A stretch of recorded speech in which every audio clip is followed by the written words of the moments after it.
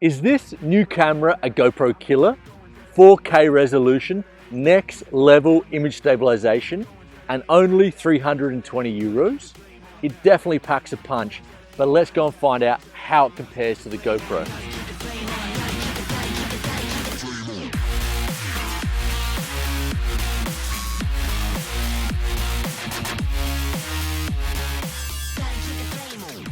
Raiders, welcome back to Sam's Bikes, where you know we only talk e-bikes and sometimes cameras. Today we are looking at the Insta360 One RS, the new offerings from Insta.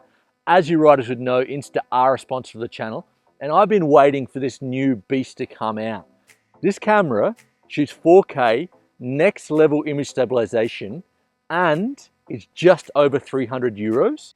So I've been lucky enough to use this camera for the last couple of weeks. I've been blown away by it. And riders out there, you probably wouldn't know that I'm an ex-photographer, and well, I'm still a professional photographer. So I thought we'd do some testing, because at Sam's Bikes we love to test.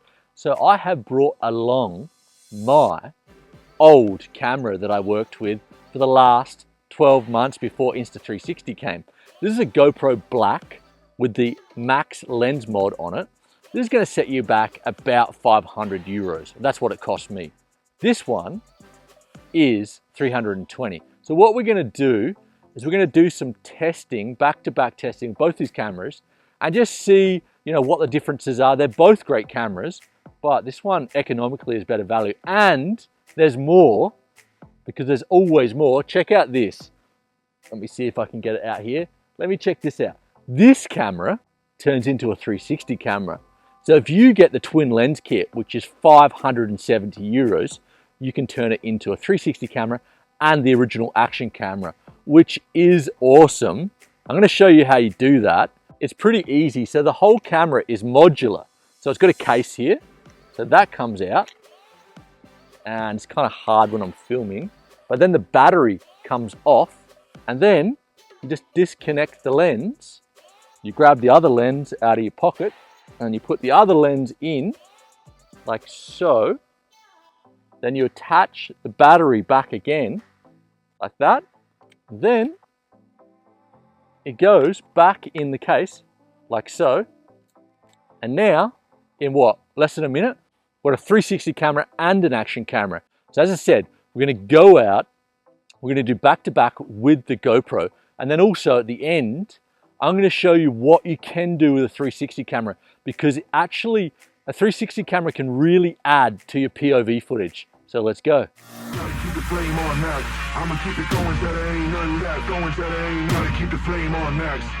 Okay, so first up we've got the Insta360 One RS. We shot it in 4K at 30 frames a second, color setting in vivid, and image stabilization at high.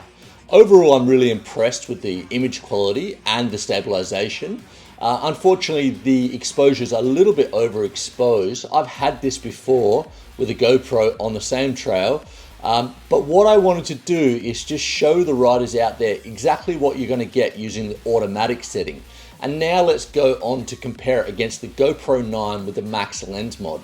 I would say overall they're quite similar. Yes, the max lens mod is a little bit wider, but remember riders, you're going to pay 100 euros extra for that lens.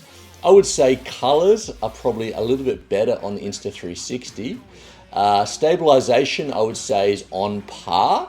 And overall, like, if you're a punter out there just wanting to get some footage, I would say you're going to be happy with either of these options.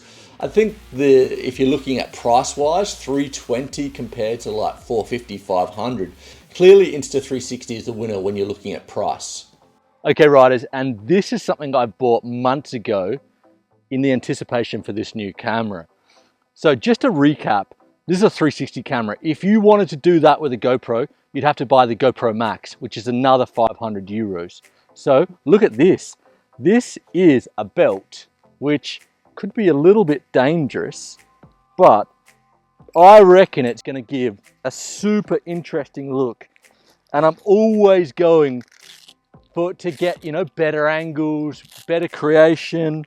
I'm sure I don't look that special. How do I look, riders? Like a freak? Let's go see how it looks. All right, so now we've got the belt cam, and I think it looks really good and really interesting. And if you are a content creator, it's just gonna give you another angle, something different. Obviously, if you wanna talk, the sound is not as good because the microphone is behind your head. But overall, I'm super happy with the quality of the camera. I mean, I definitely will have to play around the mount a little bit because it's getting quite a lot of movement. If you're doing like really hardcore downhills, you're gonna need like a secondary mount to try and keep that post still. But yeah, overall, super impressed. I really like this angle.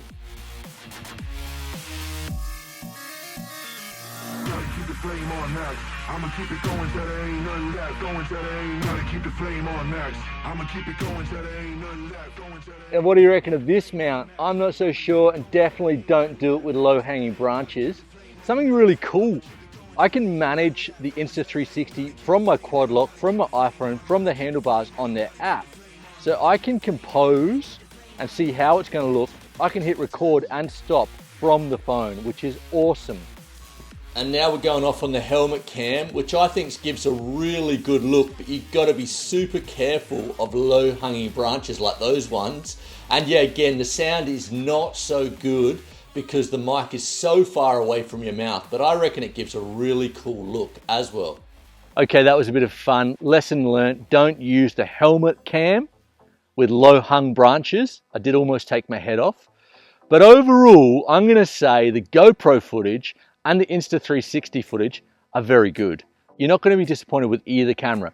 But what I think is the Insta360 is better value and more versatile because you need one camera, two lenses, and that's setting you back under 600 euros.